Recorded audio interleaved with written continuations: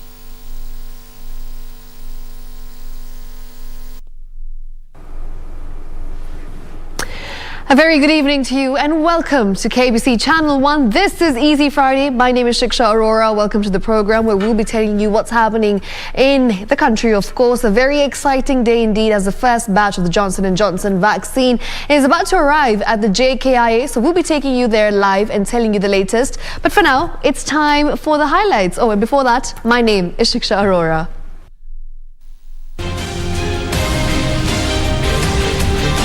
And hopefully, if the measures that we have put in place, we get to vaccinate more people, we respect the public health social measures, we believe that the numbers are on a decline. A glimmer of hope.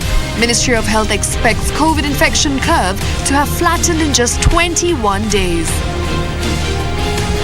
It is 8 grounds of appeal as Attorney General Paul Kihara takes BBI contest to the Supreme Court. Drama. Kino residents in Nairobi witnessed the collapsing of a 6-story building under construction.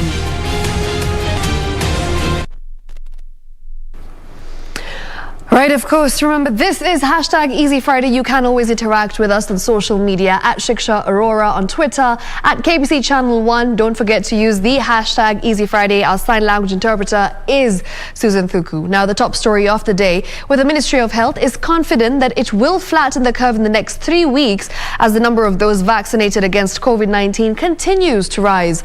The ministry noted that the number of positive cases were on the decline in the last couple of weeks, though the demand for oxygen is still high. Now, this as the first consignment of Johnson & Johnson COVID-19 vaccine doses arrive in the country this evening. The revelation coming as the government issued an alert over the outbreak of a new variant in Latin America and the UK as the virus mutated, raising concerns among health experts.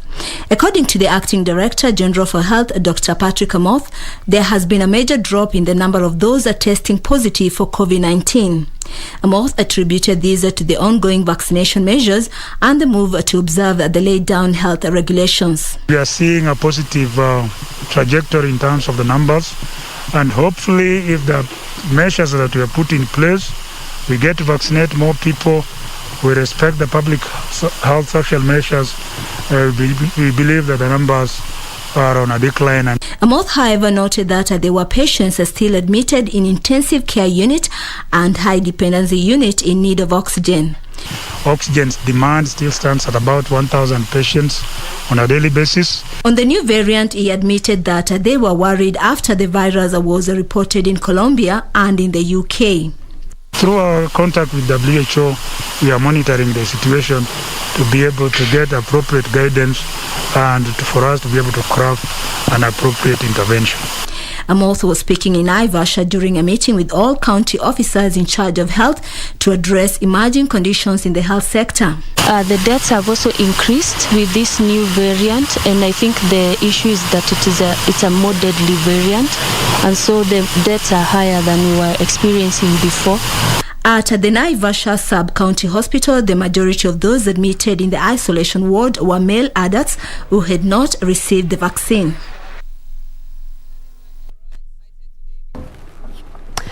Now, the country has recorded 1,001 COVID-19 positive cases in the last 24 hours from a sample size of 9,065. The positivity rate now stands at 11%. From the cases, 988 are Kenyans, while 13 are foreigners. Total confirmed positive cases are now 238,852. In the same breath, the country recorded 11 fatalities, one in the last 24 hours, while 10 are late deaths reported after conducting facility records audits in the months of August and September 2021. This now pushes the cumulative fatalities to 4,757. Globally, 219.2 million positive cases were reported as of Friday, with the death toll standing slightly over 4.5 million. All right, it's time to take you to JKIA Live as we have CAS Mercy Mwangangi, who's going to be speaking about the first batch of Johnson & Johnson vaccine arriving at the airport. Let's take a look.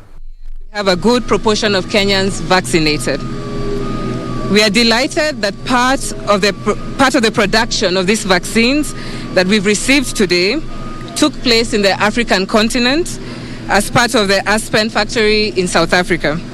Kenya, through the Multi-Agency on Human Vaccines Manufacturing Committee, is in discussion with Aspen for technical collaboration. And this is with the view of setting up a roadmap towards ensuring that we actually have local manufacturing of vaccines in Kenya. Johnson & Johnson vaccine, the one that we are receiving today, is a single-shot vaccine that is easily stored between 2 to 8 degrees centigrade during administration, and can also be frozen at -20 degrees to ensure that there's lengthening of the shelf life. This vaccine therefore requires less logistics and operational costs. It is expected to be of great utility, particularly when it comes to reaching the primary healthcare level of our health system, where uptake of vaccine continues to be low. The single-dose administration will ensure that these populations will be fully vaccinated quickly, and we need to take into account, amongst many other variables, the mobile nature of different populations to ensure that they are able to be covered as we fight against the COVID-19 pandemic. The Ministry of Health will therefore prioritize the distribution of the Johnson & Johnson vaccine towards the primary healthcare level. Ladies and gentlemen, on the overall vaccination program, I'm happy to report that we are making good progress. And so far, we've administered 2.8 million doses. Now, in terms of those who've received fully vaccinated covered, we have 810 Kenyans. With the increase in the supply of vaccines, with the increase in the supply of vaccines, as we have previously reported, we are increasing the number of vaccination posts to 3,000 by the end of December. And we shall continue to carry out targeted approaches as well as having a hybrid approach when it comes to the outreach services. However, it is important that we emphasize on two key areas in terms of strengthening our vaccination program and ensuring the participation of every individual in the country. When we look at our most priority group, those who are elderly, those who are above 58 years of age, we take note that those who have received the first dose stand at 240,000, that's 57% of them. And only this proportion has been able to take a first and second dose. So it means those populations over 58 who we've prioritized as a key priority group within the country need to come forward and ensure that they get both their first and second dose to ensure that they're protected as we continue navigating this COVID-19 pandemic. Overall, only 9.3% of our estimated 2.6 million persons above 58 years of age have been fully vaccinated. And we would like to continue to appeal to this population group who, and we continue to remind you, are at most at risk of severe disease to come forward and take advantage of the vaccination program and now the increased availability of vaccines that we have. I would like to also urge those who've already received their first dose of AstraZeneca to ensure that they go ahead and get their second dose. We now have enough stocks within the country, and so there should be no hesitancy when it comes to coming to get your second dose of AstraZeneca. Finally, let me remind Kenyans that all vaccines which we are deploying are safe, they are equally effective, and that we should all come forward and get vaccinated with whichever vaccine is available. And it's important we emphasize this. No vaccine is superior compared to another. All the vaccines that we have in the country now, Moderna, AstraZeneca, and Johnson & Johnson, have the ability to prevent you from ending up in an ICU bed. So come forward and receive your vaccine. I would like to take this opportunity to thank all the partners who've made this possible. I'd like to thank Africa CDC, the AVAT team, for making this possible, as well as our partners, WHO, UNICEF, UNECA, Johnson & Johnson, who continue to work with us as we fight the COVID-19 pandemic. I'd also like to extend our appreciation to our healthcare workers who steadily and robustly are running the vaccination program and are continuing to do a good job in that regard. It's important to remember that one of the key weapons we have against the fight of COVID-19 is the vaccine. And in the coming weeks, we've been repeating in every briefing that we've met you, we have enough doses available, so come forward and get your vaccine. Again, to remind you, the COVID-19 restrictions, adherence measures continue to be very important. It continues to be important for you to mask. It's important for you to continue washing your hands. It's important for you to continue social distancing. Like I said, today we are very excited because this batch is a batch that has been made possible by the Kenyan government. And I'd like to ask some of the partners who've collaborated with us to come and say just a quick word, 2 minutes. I'll start with Tito from AVAT.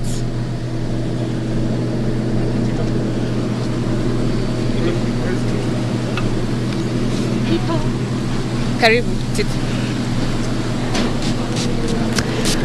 Right, of course, that is CAS Dr. Mercy Mwangangi talking about the first consignment of the Johnson & Johnson vaccine here at JKIA, urging Kenyans, of course, to make sure that they show up in large numbers to be vaccinated. Remember, it's very important that you get vaccinated to continue the fight against COVID-19.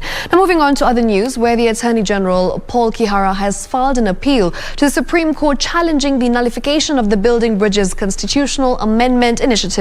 Now, through the Solicitor General, the AG is seeking interpretation of 8 grounds that the appellate court based its judgment on when it sided with the High Court to declare the BBI unconstitutional, null and void. Exactly 14 days since the Court of Appeal delivered its judgment upholding High Court decision of nullifying the Building Bridges Constitutional Amendment Initiative, Attorney General Paul Kihara on Friday filed a notice of motion at the Supreme Court. The AG is seeking to challenge the court's findings that the basic structure doctrine is applicable in Kenya and that it limits the amendment power set out in the Constitution. He is also appealing claims that the BBI contravened the Constitution and that it was unconstitutional, among other 4 key issues. This comes as ODM leader Raila Odinga noted that the main aim of the Building Bridges initiative was not to change the Constitution but to sort out the 9 key issues that had nagged the country since independence, some which required constitutional amendments. The intention was not initially to amend the Constitution. BBI was meant to solve specific problems which you identified in the 9-point agenda. So it became imperative that certain areas you could not do without touching certain parts of the Constitution. He, however, faulted the appellate court that ruled that there wasn't enough participation in the exercise, saying the BBI task force traversed the whole country. Ile tume tuliweka ilitembea Kenya hii sio mara moja, mara karibu mara 3. Ukiongea na Wakenya unasema that there was not enough consultations, that wananchi hawakuhusishwa. Kama wananchi hawakuhusishwa, mimi sijui what public participation is about. For Easy Friday, I'm Ben Troinjue. Now, in politics, Deputy President Dr. William Ruto says he won't be distracted from his quest for the top seat. Speaking when he hosted a delegation of small-scale traders from Embakasi, Nairobi County, Ruto took issue with his detractors, saying they cannot stop the political awakening of the hustler nation that has chosen a different political path as their vehicle for the 2022 elections.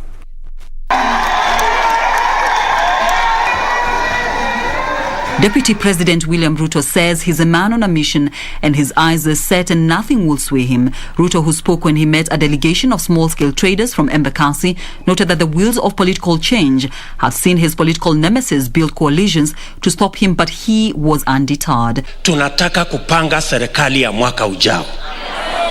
Na serikali ya mwaka ujao ni serikali ya mahasla. Serikali ambayo inatambua biashara ya mtu mdogo. Serikali ambayo itatambua yule ambaye hana kazi ni priority kuliko yule ambaye anatafuta mamlaka. Serikali ya mwaka ujao ya mahasla ndio serikali ambayo haitakuwa na ukabila.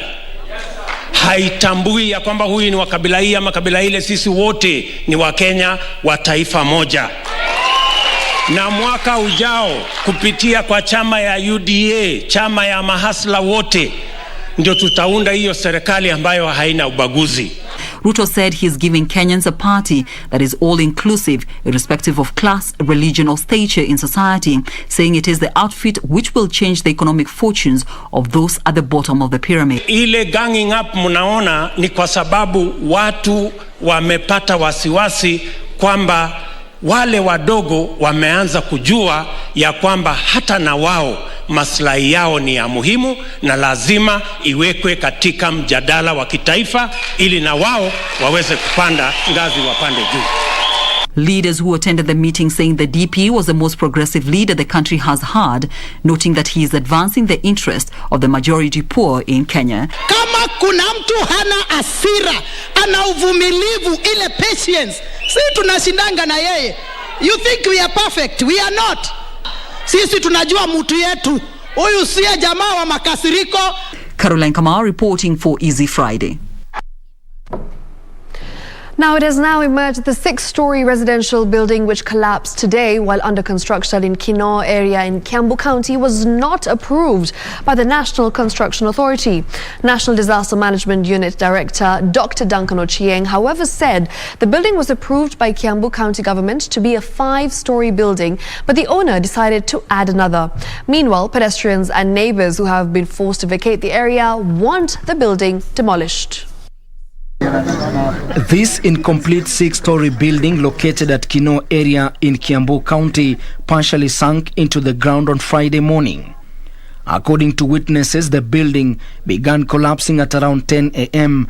and luckily no one was hurt. This building was approved by the county government to be a 5-story building, but the owner decided to continue and make it a 6-story building. A multi-sectorial team, including the National Disaster Management Unit, arrived at the scene and established the project was not approved by the National Construction Authority.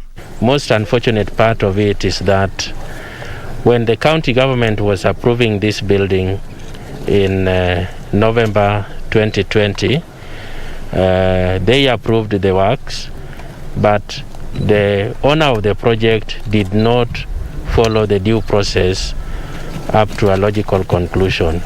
You can play monkey business, but the structures you do, the roads you do, will not lie. They will actually come out and say the kind of work you did. Concerns have been raised as to how the National Construction Authority was unaware of the project. We cannot say it has collapsed because of corruption.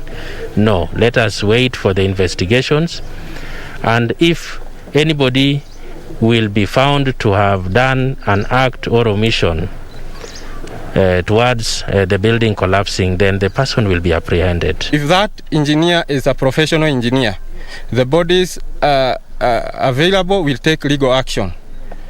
But the question is, what happens if he was not registered? The engineers themselves might not be able to take the legal action because by the law they are only supposed to address engineers who have malpracticed. Residents in surrounding buildings, fearing for their safety, have evacuated the area. Friday's incident comes barely 4 days after another 5-story building collapsed in Kiara area near Gashia in Kiambu County, killing 3 people. So in consultation with the county government, the governor is making arrangements to ensure that the demolition is done. We have to ask ourselves some questions as the building experts, because these failures have majorly affected our building sector. Ben Chumba, Prime Edition. All right, and that brings us to the first commercial break. But before we get to that, remember, you can keep interacting with us on hashtag Easy Friday. Lots of messages coming in. We've got one that says, wow, looking great. I'm watching from Muranga. That's Oscar. Thank you for tuning in. We've got one from Tushar who says tuned in from County 001. Another one from Enos who says tuned in to KBC at 9 p.m. enjoying the show. And yet another one that says Nakuru, we are live. We're tuned into you. Thank you, Eric. All right, keep the messages coming in at KBC Channel 1 at Shiksha Arora. Tell us where you're watching from and we'll definitely say hi. For now, it's time for that short commercial break. Don't go too far. We'll be right back.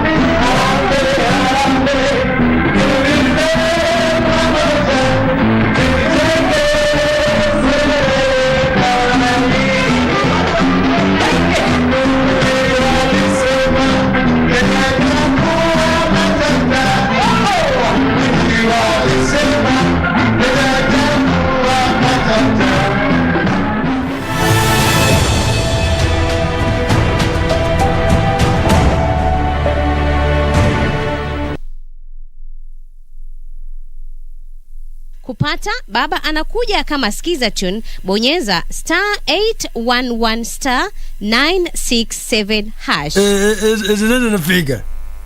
Nini napiga? Mimi sijapotea. Niko tu hapa. Mimi niko hapa kwa nini niko nakuja? Don't mind. Wacha tu sikate simu yako. Mimi ndio hii nimefika, hata angalia. Kupata baba anakuja kama skiza tune, bonyeza *811 *967 hash. *811 *967 hash. Being together is dangerous.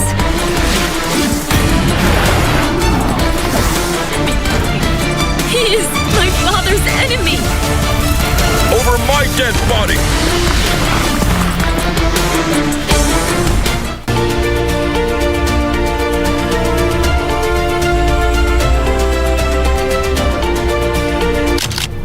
My name is Sambros Lutulay and I'm Molde Foria. One of Africa's most elusive cats, the leopards.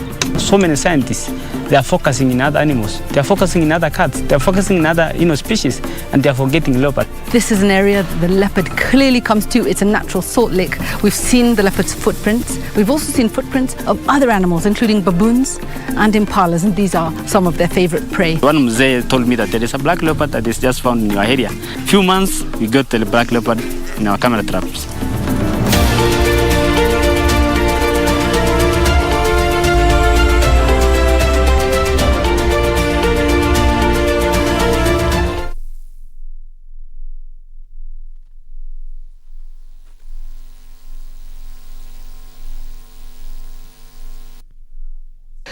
Welcome back. Now, the Nairobi Metropolitan Services has begun the expansion of health facilities in informal settlements in a bid to bring services closer to the people. Speaking after commissioning the upgrading of the Savannah Healthcare Services to Level 4 Hospital, Nairobi Metropolitan Service Director General Lieutenant General Mohammed Badi revealed that so far, NMS has completed building 14 health facilities against a target of 27 hospitals by the end of the year. Take a look. Speaking after the official opening of the upgraded Savannah Hostel to a Level 4 hostel situated at Nairobi's Upper Hill area, Nairobi Metropolitan Services Director General Lieutenant General Mohammed Badi said his main focus was on the informal settlements within Nairobi, where residents in such areas go through hell to attain proper health services. We were able to go through cabinet and get approval of construction of hospitals in all slums and disadvantaged areas. So far, NMS has completed building 14 health facilities and plans to hit a target of 27 hospitals before the end of the year. This is through the President's Big Four agenda, with universal healthcare being amongst the four. We are also cognizant that there is a subset of people who also need services closer to where they work, and this is where Savannah comes in. Savannah Hospital, which has been in operation for 8 years, will now have maternity wing, newborn unit, fully equipped theatre, and also offer physiotherapy, gynecology and radiology services, among others. So this Savannah issue, or Savannah Hospital, is sort of a private-public partnership. We want to partner with Nairobi Metropolitan Service, and that's why we feel very honored for you, sir, to be around. Beside upgrading of the health facilities, NMS has dug 193 boreholes in a bid to help the residents living in the 13 slums to have clean and safe drinking water.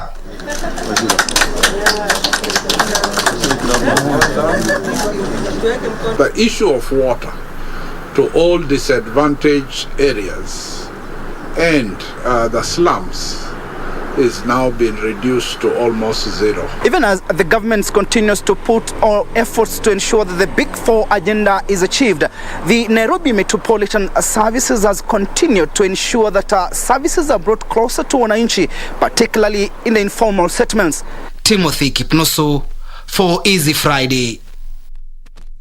Meanwhile, Chief Justice Martha Koome has urged the 11-member tribunal set up to investigate the conduct of Environment and Land Court Judge Mary Muthoni Gitumbi to execute the mandate impartially, guided by the Constitution. Now, Chairperson of the tribunal, Judge Helen Omondi, said they are committed to ensure justice prevails. President Uhuru Kenyatta suspended Lady Justice Gitumbi on grounds of mental incapacity in a Gazette notice issued on August 24, 2021, following recommendations by the Judicial Service Commission.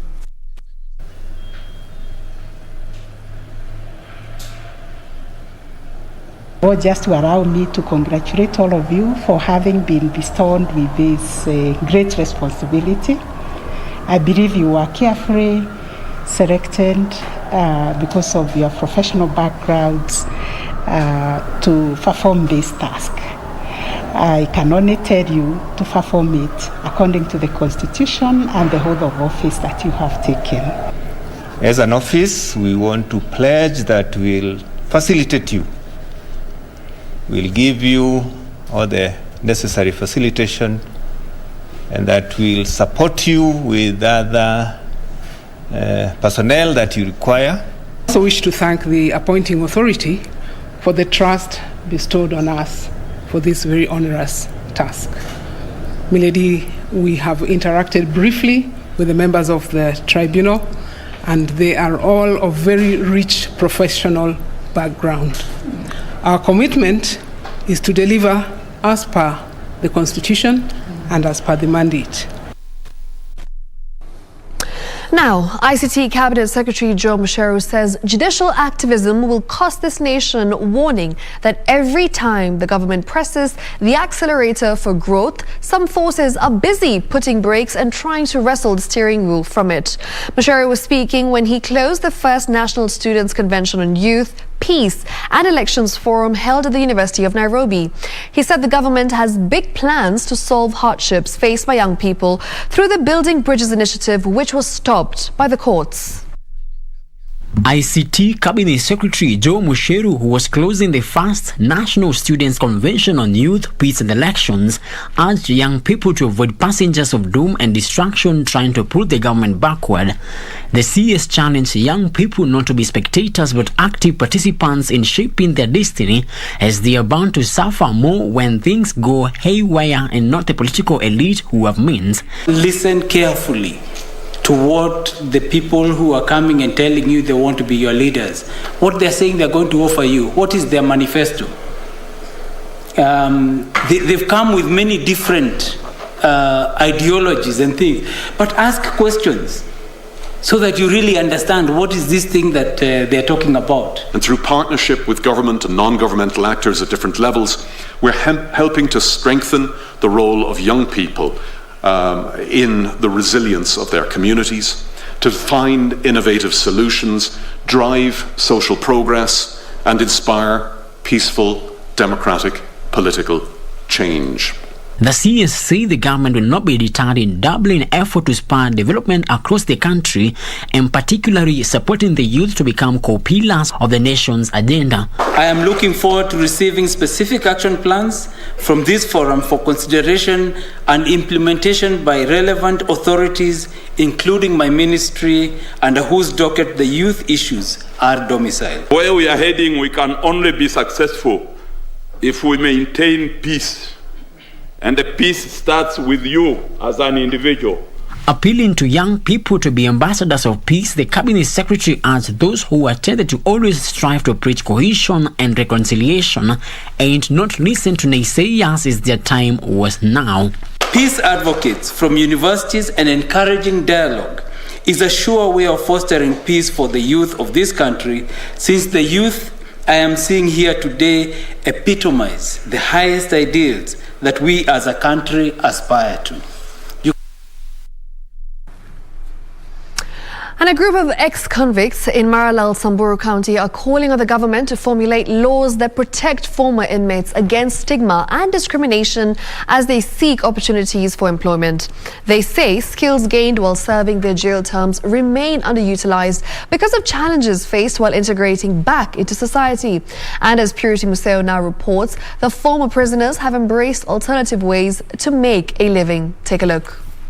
This electronic shop is owned by an ex-convict, Minor Stima, a business he began in 2005, shortly after he was released from prison. Nikapatana na watu, tukawa na urafiki kidogo na tukaenda kujivinjari mahali, na tulipokuwa tunalipa bill ikasemekana ile pesa tulikuwa nao 1000 ilikuwa fake, na ikawa tukasukumwa sana mpaka tukajikuta ndani ya jela.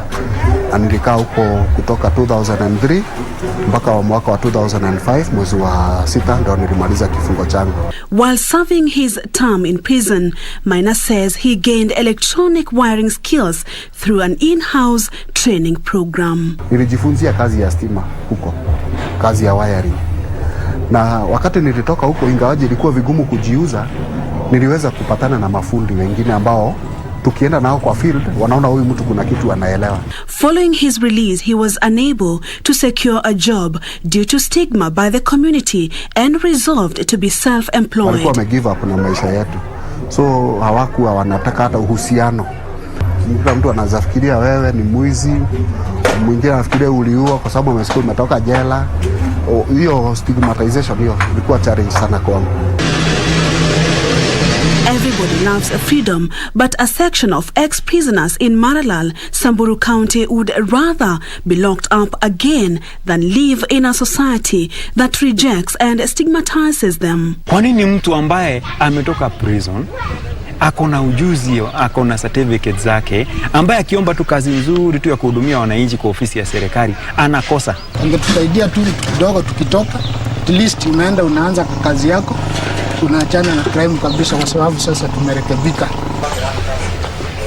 A significant challenge is re-entry into the labor market. Released prisoners have difficulty securing and maintaining jobs as employers are reluctant to hire people with criminal records. You help us create awareness so that the community can be able to accept back our graduates as people who have been reformed and are ready to stay a meaningful life so that they do not return back to crime. Purity Museo, Easy Friday. Quite inspiring to see them go about their lives despite the hurdles. Right, moving on, the planned demonstrations by the Kenya Medical Practitioners and Dentists Union members in Kitui against the county government were thwarted by the police. Consequently, the aggrieved medics were also denied entry into the Kitui Referral Hospital, where they were to address the media. Details of this and other stories in our County News Roundup. The aborted demos by the Kenya Medical Practitioners and Dentists Kitui branch were to protest the recalling of 19 doctors from their postgraduate studies. KMPDU is further questioning why salaries were stopped and court orders disobeyed.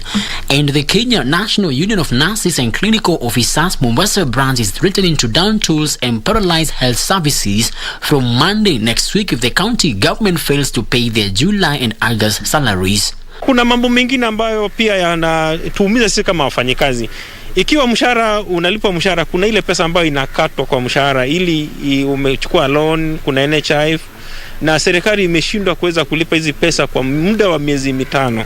Wafanyikazi wengine account zao zimeweza kufungwa na hawawezi hata zile savings ambazo wameweka kwa zile account hawawezi zipata. Mheshimiwa Gavana Joho ya kwamba alichaguliwa na watu wa Mombasa awafanyie kazi. Sasa hii muda wake unaelekea kuisha. Tungeomba kwamba kwa mwaka huu ambao umebaki aweze kuangalia masuala haya ambayo yamekuwa Elsewhere, police in Garissa County have in their custody found a man with counterfeit goods of unknown value. According to Garissa Sub-County Police Commander Joseph Muriuki, the area chief and police conducted an operation and arrested one suspect following a tip-off. The team, a multi-agency team, has been constituted and now is profiling the suspect so that we can get further information. But from the initial report, is that his products are delivered at Dadaab. Meanwhile, in Kisii County, disciplinary action by Moi High School Kisutu teachers were trying to get information from some students of a fire incident turned awry when one student allegedly sustained injuries on his eye. Patrick Marube from Iringa village in Gucha South now says his son Zabian Onyanja is yet to report to school after the half-term break due to an inflammation on his left eye. Finally, donkey farmers in Baringo County are pushing for the closure of donkey abattoirs to help save donkey population. The farmers who decry the high cases of donkey theft and declining of population of the animal are now calling upon government to intervene. Punda imetusaidia kwa kugenerate income. Tumeweza kugenerate income kwa kubeba maji. Kwetu ni laana. Kigirei naitwa Gigirei kwa hapa kwetu. Sasa punda hata akikufa tunashika yeye na pesa kama shilingi 200 na tunashika yeye kama mtu na kamba. Right, and with that, it's time to bring to you the latest in the world of business. We'll be handing it over to Cynthia Nyamai as she gives us all things business right here on Easy Friday. Cynthia? Thank you, Shiksha. Now, let's catch up with Matters Agriculture, where millers have imported more than 500,000 bags of maize since July to plug a projected shortage due to the drought experienced in parts of the country. The Ministry of Agriculture says the current maize stocks can only last the country for a month, which informed the decision to allow millers to import the grain. To the Ministry of Devolution, over 2 million Kenyans are in dire need of urgent aid due to drought. The government said they fell short rains last year and the below average long rains this year has negatively affected food production. Drought is now biting and the food deficit is serious. So we're looking at how we can further boost support to the counties, to affected families, to ensure they have enough food, to ensure that the animals have passed. According to the Ministry of Agriculture, millers have imported more than 500,000 bags of maize since July to fill the impending deficit. This brought the total maize imports this year to 2.24 million bags. Even with the increased maize imports, the current maize stock in the country can only last up to 1 month. The government estimates that there are 21.4 million bags of maize in Kenya, with farmers holding 20.3 million bags. Millers have 635,000 bags, while National Cereals and Produce Board depots have slightly over 400,000 bags of maize. The government is monitoring crop yield for the long rains and consumption patterns to inform future maize imports to bridge the deficit. However, prices of key cereals including maize and wheat have remained stable, with the trend expected to continue till mid this month. The price of vegetables has been increasing, with the trend expected to continue in the coming weeks. With arid and semi-arid areas expected to receive depressed rains during the short rain period, the government is rolling out initiatives to cushion herders. We are monitoring the weather situation while taking measures to make sure that those who are affected by the dry condition, I wouldn't call it a drought, taken care of. The biggest challenge, of course, is hay for the livestock and also water for the livestock. Benson Rioba reporting for Easy Friday. Now, foodstuffs are the most purchased commodities at the supermarkets as purchasing powers of Kenyans pick up. Head of marketing at Quickmart Supermarket, Betty Wamartha, says retail sector is significantly improving and most retail outlets have started incorporating e-commerce to increase sales. Last year, the retail sector saw decreased performance due to the adverse effects of measures implemented to control the spread of COVID-19, such as reduced hours of operation. However, Quickmart Supermarkets say sales have improved in recent months, powered by improved purchasing power among Kenyans. We used to run about 24-hour stores, about 6 stores in 24 hours. Today we don't run our 24-hour stores. This is as a result of COVID. Foodstuffs are among the most purchased items in retail outlets, with the majority of Kenyans only purchasing necessities.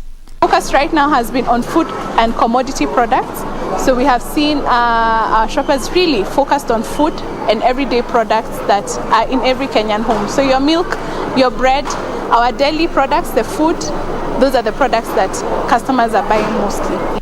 The retail outlets are now leveraging on e-commerce to increase sales and improve customers' experience, where customers can call any of the Quickmart branches today and be able to have products picked for them and delivered to them at their doorstep. Quickmart, which merged operations with Tumaini Supermarkets in August last year, is marking its 15-year anniversary.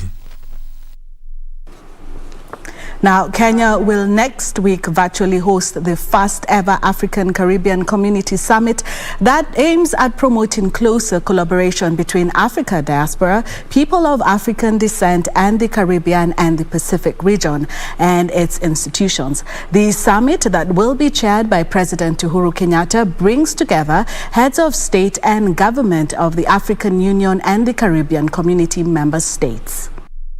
African Caribbean Community Summit arises from the 33rd session of 2020 of the African Union, which affirmed the strong cultural and historical linkages between the people of Africa and Africa diaspora and all people of African descent.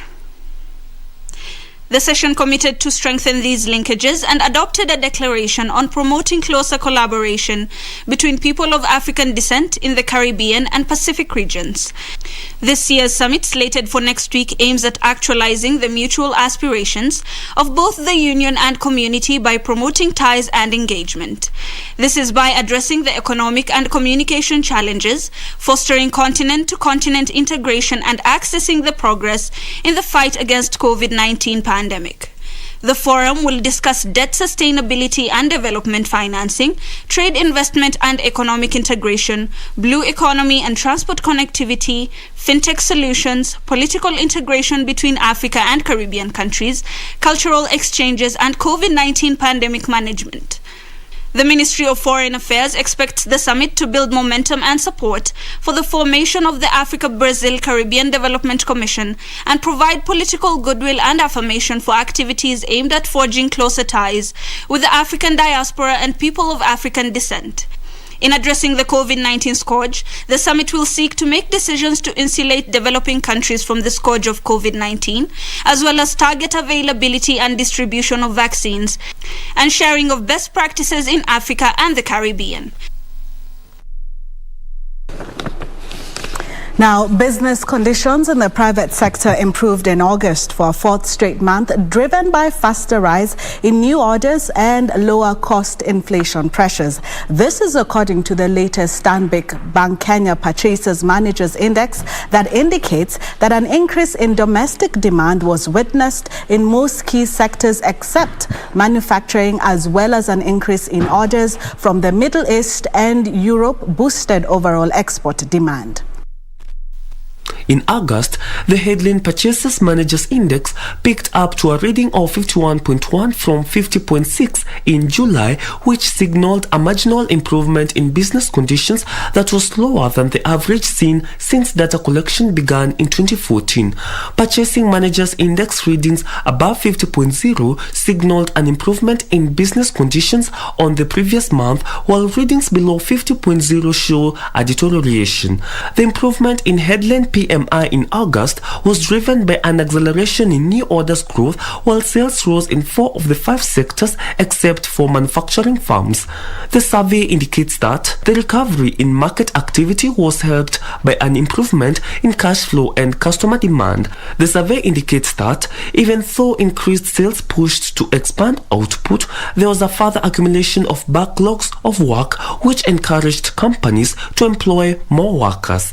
The strong competition among vendors continued to drive wait times for input down, although material shortages and road problems meant that the latest improvement was the slowest since April. Even though higher taxes on products and imported goods pushed up purchasing costs, the pace of input cost inflation eased in August to a 6-month low, leading firms to increase their charges at the softest rate in 2021 so far. Now to international business stories, where Tanzania plans to build a tower in Zanzibar that will change the face of the semi-autonomous Indian Ocean archipelago. The commercial tower, which will cost around $1.3 billion, will be the second tallest in Africa after the iconic tower in Egypt. Here are the details of this and others from across the continent. Tanzanian AICL Group and Edinburgh Crowland Management have now signed a contract with New York and Dubai-based architect Excasia to develop the concept for what will be the tallest building in Eastern, Central and Southern Africa. The Zanzibar Domino Towers, covering a total area of 65,000 square meters, with 2 underground floors and 78 floors above the ground, is expected to be an iconic feature that will facilitate tourism and culture and offer business opportunities. Elsewhere, Uganda Airlines has implemented new tough COVID-19 restriction measures. Beginning today, all travelers, irrespective of vaccination status or country of origin, will be required to arrive with a negative PCR test done not more than 72 hours prior to travel. The airline also announced that the travelers will be required to undergo mandatory testing at their own cost upon arrival. Uganda has thus far registered 120,075 positive novel coronavirus cases and 3,023 deaths. A total of 1.4 million persons have been vaccinated against COVID-19. The airline, in a major relief to travelers, has resumed direct commercial flights between Uganda and South Africa after a delay to flights that lasted nearly 20 years. Uganda Airlines 2 A330 Airbuses will service the new route and help cut travel time by at least an hour. Finally, the Democratic Republic of Congo will seek compensation from the owners of an Angolan diamond mine after a tailings dam leaked polluted drinking water, causing 12 deaths and making thousands of people ill. The leak from Angola's biggest diamond mine turned a tributary of the Congo River red, following a rupture in a spillway for the mine's tailing dam, which stores mining industry waste meant to stay undisturbed. Researchers at Kinshasa University last month pointed to huge pollution that affected around 2 million people, killing fish and causing diarrhea among river communities.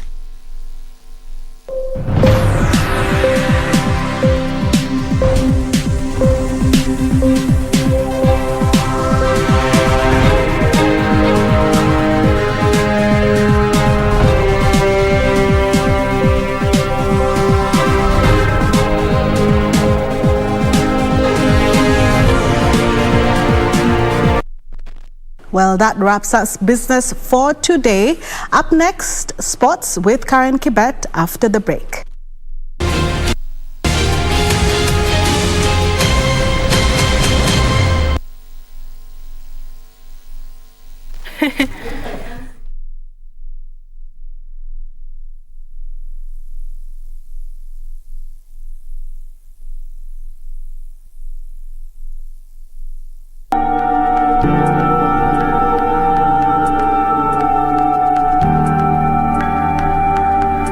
Never put all your eggs in one basket.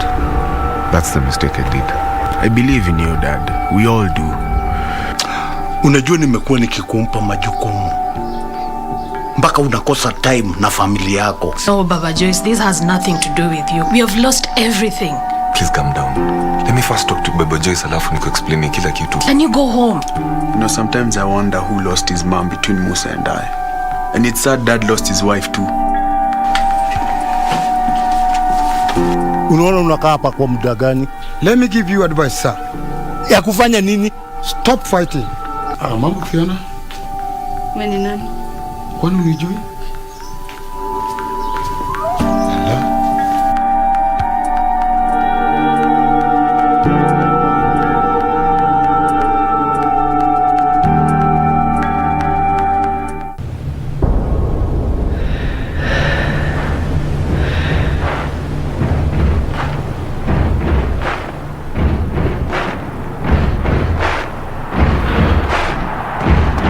The excitement of the Olympic Games doesn't just stop there. As the biggest para-sports event, the 2020 Paralympic Games gets underway from the 24th of August to the 5th of September in Tokyo, Japan.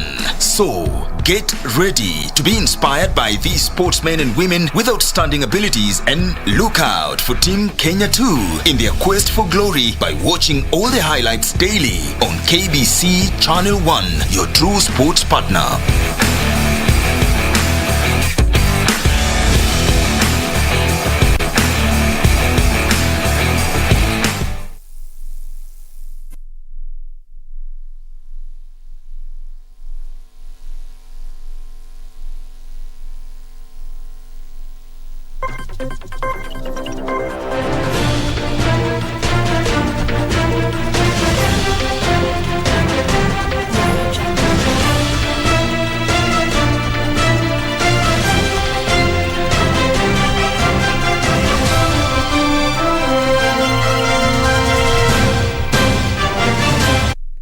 Welcome back. It's now time for us to get a little bit sporty. My name is Karen Kibet. Now, to all athletics lovers, news just in is that in his debut, record-breaking Ferdinand Omanyala has finished 4th in the men's 100 meters of the Brussels Diamond League in a time of 10.02 seconds. What a way to mark his debut. We wish him all the best in his other races to come. Now, on to what we had prepared for you today that will be coming to you tomorrow is that National Women Deaf Football Team Assistant Coach Ken Kafethi has only one mission, and that's to finish among the top 2 teams at the Africa Deaf Olympic qualifiers to be held in the country from Saturday next week. Kafethi is certain that his team has what it takes to qualify and compete well at the Deaf Olympics to be held next year in Brazil.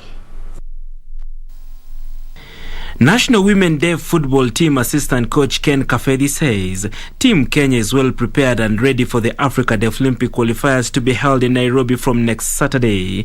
Kafethi says the team will compete at the highest level at the continental event and qualify for the Deaf Olympics in Brazil next year. Despite 16 teams having already confirmed participation, Kafethi did not want to single out a main threat, but said they will play each game as it comes and hopefully lift the Continental Trophy on home soil. For me, I think we are well prepared for the championship. The morale at camp is very high. Good preparation, where the players are sleeping, where the whole team is sleeping. It's well organized. So I believe we are going to show some results for all the Kenyans. The team boasts of a number of key players, including Captain Emily Adhiambo, even though Kafethi says the country lacks proper structures for the deaf to make it easy for the players to be consistent. What I can say to everyone is to tell them to come and watch over us, because many people have never seen the deaf people playing football. They have never seen or witnessed it. So we are welcoming people to come on board to see how the deaf people play. I really want that to happen. Captain Adhiambo says they cannot be compared to Harambee Starlets, but will do everything to secure a place at Brazil 2022, as they are a team with unity and also passionate. The Africa Deaf Olympic qualifiers will be played from the 11th to 25th of this month in Nairobi.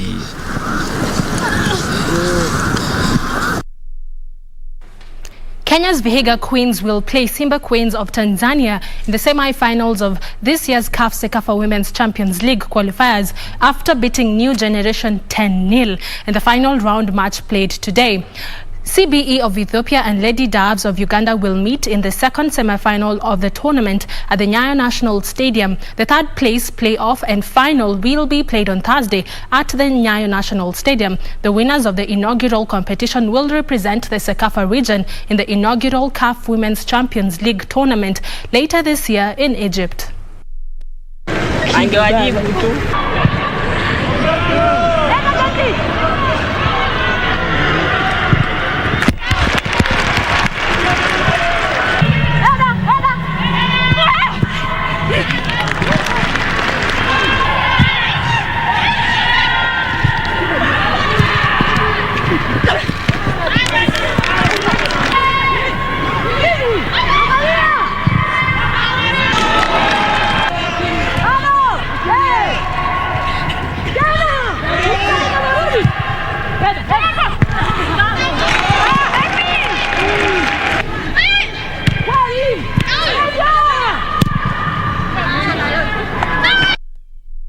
Still in football, Harambee Stars safely arrived in Kigali, Rwanda last night in time for the 2020 FIFA World Cup qualifier match against Rwanda's Mavumbi Stars.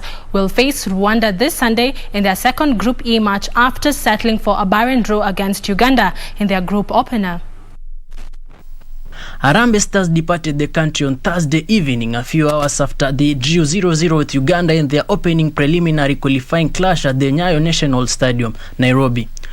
The team, guided by Jacob Ghost Mulee, will be playing against Amavubi of Rwanda in their second group match this Sunday, as they will be seeking to show a splendid performance. Rwanda currently sit bottom of Group E after opening their qualifying campaign with a 1-0 loss to Mali, while Stars are in the second position. Tonight, Tunisia will lock horns with Equatorial Guinea, while Cameroon will host Malawi in a Group S match encounter. Hassan Ali Hussein for Easy Friday. 6 players have been shortlisted for the 2020-2021 Football Kenya Federation Premier League Midfielder of the Year award. The awards gala will be held on 11th of this month at the Safari Park Hotel in Nairobi. The 6 include Tuskers FC Jackson Masharia, Kevin Kimani of Wazito, Sofopakas Lawrence Juma, Shami Kibwana of Kakamega Homeboys, Kariobangi Sharks James Mazembe, and KCB's Brian Ochieng.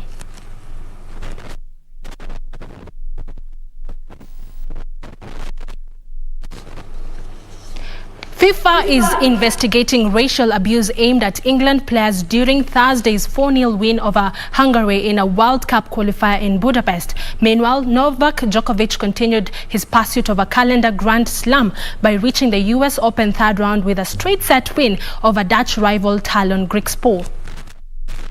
England consolidated their position in pursuit of a place at next year's World Cup in Qatar with a 4-0 victory against Hungary in a hostile atmosphere in Budapest. Raheem Sterling crowned a smooth move involving Declan Rice, Jack Grealish and Mason Mount to slide home his 16th goal in his past 24 international appearances after 55 minutes. Sterling then turned a provider 8 minutes later as his deflected cross set up perfectly for Kane to head home with Harry Maguire, adding a third, while Declan Rice added a fourth for the Three Lions. Corner, Maguire's header has wriggled in, and England are disappearing out of sight. Meanwhile, Germany wore down Liechtenstein resistance as they beat Minos 2-0 in Hansi Flick's first game in charge. Chelsea's Timo Werner gave Germany the lead in the 41st minute, while Leroy Sané sealed the victory for the Germans in the second half. Great accuracy to find the bottom corner of the net. And that's all we had for you from the KBC Sports Desk this Easy Friday. Do have yourself a lovely night and a lovely weekend. My name is Karen Kibet, but I do hand you back to Shiksha Arora for more.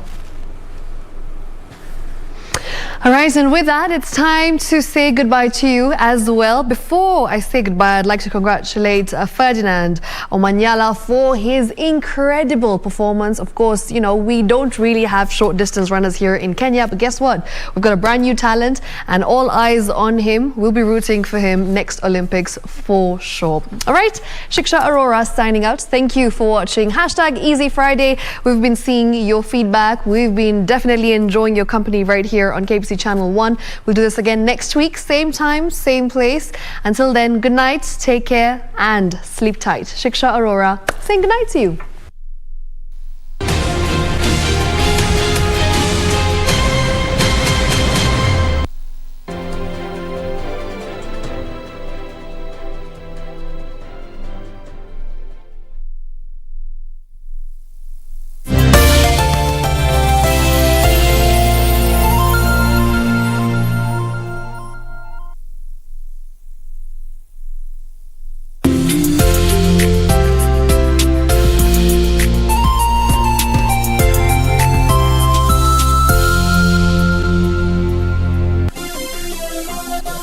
Beauty College. Vera Beauty and Fashion College with branches in Nairobi, Eldoret, Thika and Meru. Did you know that we are a TVET approved institution? We offer courses in fashion design, interior design in soft furnishing, event decoration, flower arrangement, event planning, hairdressing, barbering and dreadlocks, beauty therapy, makeup, nail technology, spa massages, teaching skills, TOT, solo business management, and many more. Register now and visit our website on www.verabeautycollege.com. You can also call on 0725 923 550 Nairobi branch, 0728 087 689 Eldoret branch, 0722 227428 Thika branch, 0725 000-706 Meru branch. Vera Beauty and Fashion College, a TVET approved institution.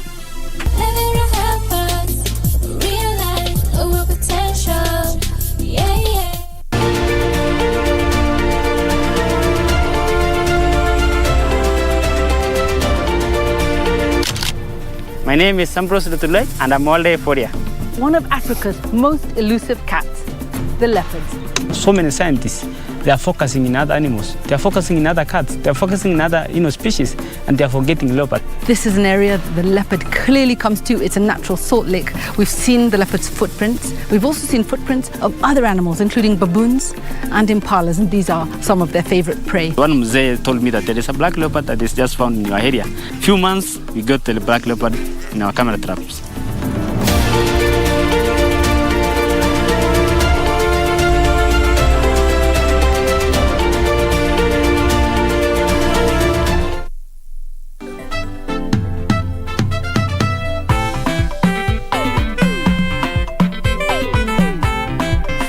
It is not my fault that I have a strong personality, but if you feel that you can, yani unajisikia mwanaume.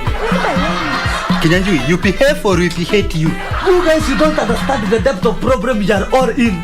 I am relieved actually. I am not stupid after all. I know you guys are looking up to me to save the day, but I don't have that much. Please come and help me. These people are going to kill me. Please, Anita. Yes. You said we meet where?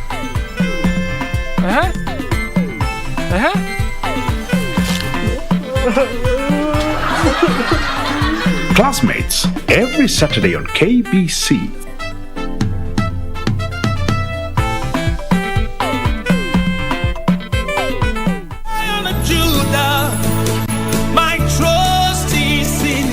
Jumapili hii kwenye runinga ya KBC, ungana naye Askofu Michael Wanderi wa kanisa la Christian Foundation Fellowship Kiambu kuanzia saa 1 hadi saa 2 asubuhi. Ningetaka nikwambie, our Jehovah God, because the Bible says he is the same yesterday, today and forevermore. He is able to take you to a place of abundance. He is able to take you to Rehoboth in the name of Jesus Christ. Kipindi ni neno la neema, ukiletewa naye Askofu Michael Wanderi wa kanisa la Christian Foundation Fellowship Kiambu. Usikose.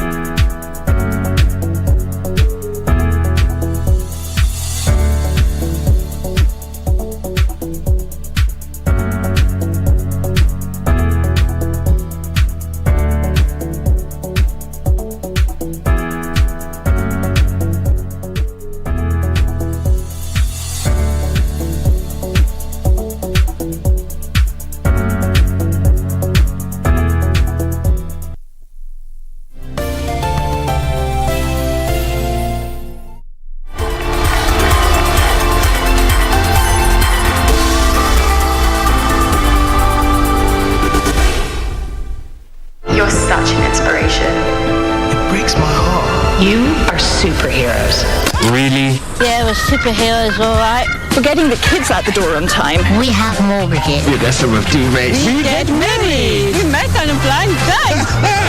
We can laugh at ourselves too. So are the pedestals or not? And the pity tolerated. Only when you see us. Can we all break down these barriers that keep us apart? Coming up, nothing could dampen joy in the Olympic Stadium as more athletic medals rain down. The final day of road racing saw the hosts and France top the podium. And the shuttlecock flying as we hear from Ugandan's badminton star. It was bright and cheerful across Tokyo. But these, the 16th Paralympic Games, not so in the athletics.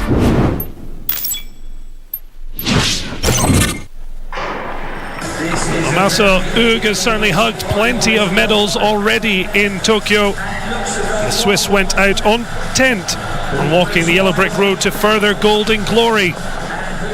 He helped design his own bike. It certainly was working for him perfectly.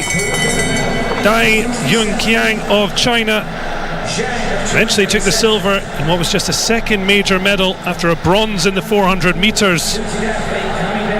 Saichon Konjen of Thailand earning his 12th Paralympic medal, 24th major, but yet to win a gold. That's because neither Yunqiang, Konjen or any of the rest of the field could live with the pace and power of Switzerland's wheelchair warrior as he powered his way to a third Paralympic Games title and could yet make it a fantastic four with his marathon title yet to be defended. But Marcel Hug very much on top of things.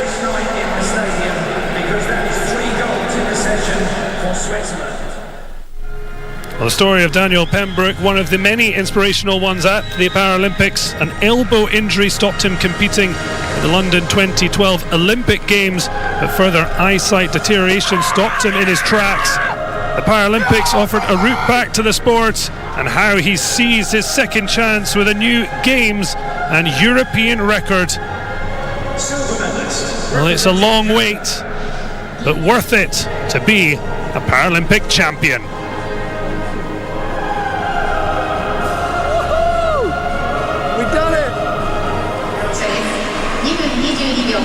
The men's javelin final, F54. Ahmed Amiri of Iran, who was a silver in Rio in the shot put F55 final, managed to take gold in the javelin event to add to his world title. The women's long jump final, T63 for leg amputees. Vanessa Lowe, the only T61 in a field of T63s, a higher level of disability.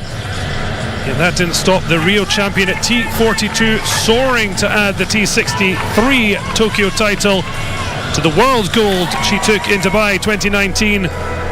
2 world record jumps to increase her own T61 record, and top of the podium. No wonder, all smiles. The T47 women's long jump final for upper limb impairment. It was the battle of the women who fought for world gold in Dubai. Anna Grimaldi of New Zealand looking for a 5th gold. Chiara Rodriguez of Ecuador, an 18-year-old world champion, couldn't quite find her best form. Alexandra Moguchaya of the